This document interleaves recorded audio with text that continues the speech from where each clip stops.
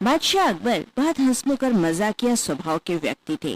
वे अक्सर ऐसी बातों से आनंदित होते थे जिनका उत्तर बुद्धिमान से बुद्धिमान व्यक्ति भी देने में संकोच करता था।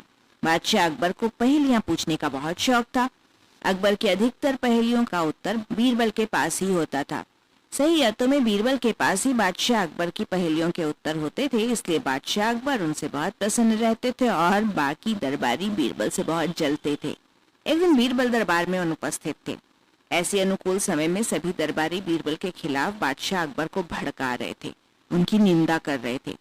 बादशाह अकबर को बीरबल की निंदा अच्छी नहीं लग रही थी, क्योंकि वो बीरबल से बहुत स्नेह रखते थे। इसलिए बादशाह ने अपने दरबारियों से कहा, तुम सभी बेवजह बीरबल की निंदा कर रहे हो।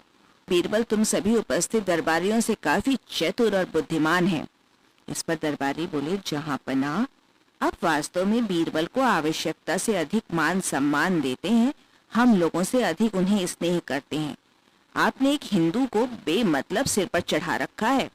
सभा समाप्त होने से पहले बादशाह अकबर ने अपने उन 4 दरबारियों से कहा, देखो, आज बीरबल तो उपस्थित है नहीं और मुझे अपने एक प्रश्न का उत्तर चाहिए।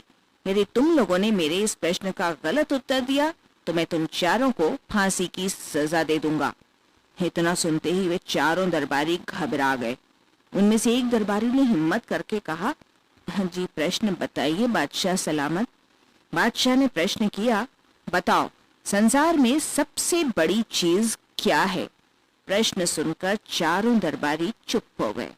इस प्रश्न का उन्हें कोई उत्तर नहीं सूझ रहा था। थोड़ी देर बाद एक ने कहा, खुदा की खुदाई सबसे बड़ी चीज है महाराज। दूसरे ने कहा, बादशाह सलामत की सल्तनत सबसे बड़ी है।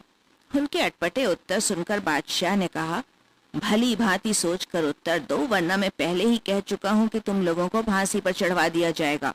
तीसरे दरबारी ने डरते हुए कहा, बादशाह सलामत, हमें कुछ दिनों का समय दिया जाए।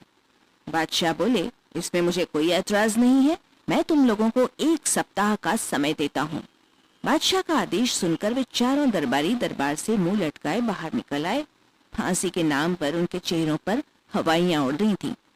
6 दिन बीत गए, लेकिन उन्हें कोई उत्तर नहीं सूझा। अंत में हार कर उन चारों ने आपस में सलाह की कि इस प्रश्न का उत्तर केवल बीरबल ही बता सकता है। इस परेशानी से छुटकारा पाने के लिए हमें उसी के पास जाना चाहिए। यह निश्चय करके वे चारों बीरबल के पास पहुंच गए।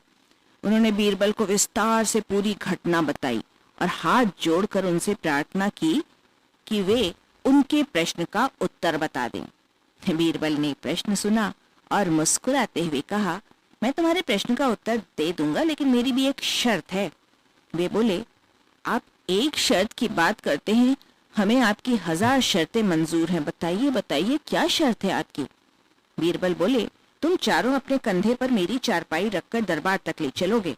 इसके साथ ही तुम में से एक मेरा हुक्का पकड़ेगा जिसे मैं पीता हुआ चलूंगा, और एक मेरे जूते लेकर चलेगा। अगर किसी और समय बीरबल उनको ये सब करने के लिए कहते तो शायद वे इस शर्त को कभी स्वीकार न करते, लेकिन अब जब उन्हें फांसी लगने का भय था तो वे तुरंत ही उनकी बात मानने को तैयार हो गए।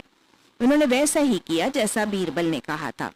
वे चारों अपने कंधों पर बीरबल की चारपाई उठाए, उनका हुक्का और जूता लेकर दरबार की ओर चल दिए। बीरबल मजे से हुक्का पीता हुआ चला जा रहा था। रास्ते में लोग आश्चर्य से इस अजीब दृश्य को देख रहे थे। उन्होंने जाकर बीरबल की चारपाई को दरबार के बीच रख दिया।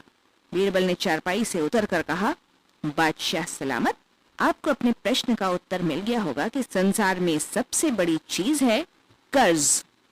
बादशाह अकबर बीरबल का ये उत्तर सुनकर मुस्कुरा पड़े। दरअसल वे इन चारों दरबारियों को सबक सिखाना चाहते थे।